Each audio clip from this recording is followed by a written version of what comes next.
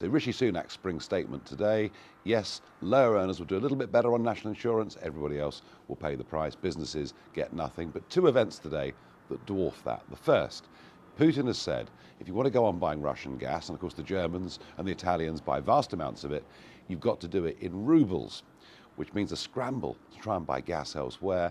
At one point today, European natural gas was up 34%. As I speak, it's up 20%. So that's going to hit you on your bills far more than anything that Rishi Sunak did today. But here's the real story. Do you remember 20 years ago, the Labour government said to us, get a diesel car. It's better for the environment. And of course, government is always right, isn't it? There are now 18.9 million diesel cars in the country. Now, I spotted something a week ago that I mentioned on GB News, and it's this.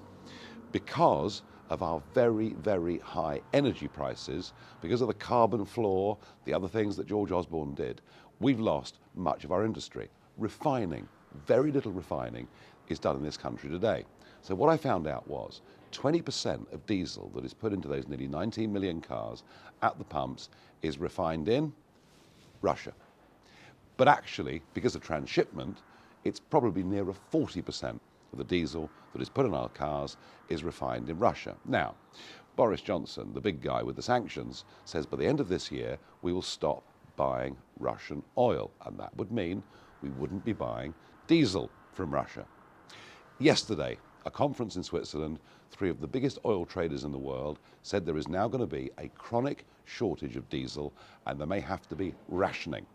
There's no need to go to the filling station right now. It isn't coming immediately, but it could be coming early next year. And what this says to you is this.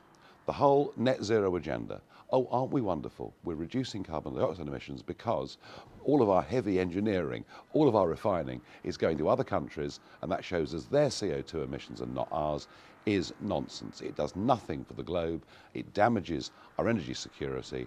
And I don't think this sanctions package that Johnson has put in place, saying we'll buy no more oil from January the 1st next year from Russia, can actually happens. It shows you the stupidity of repeated British governments not putting our interests first. I hope the government thinks hard about this, gets a solution.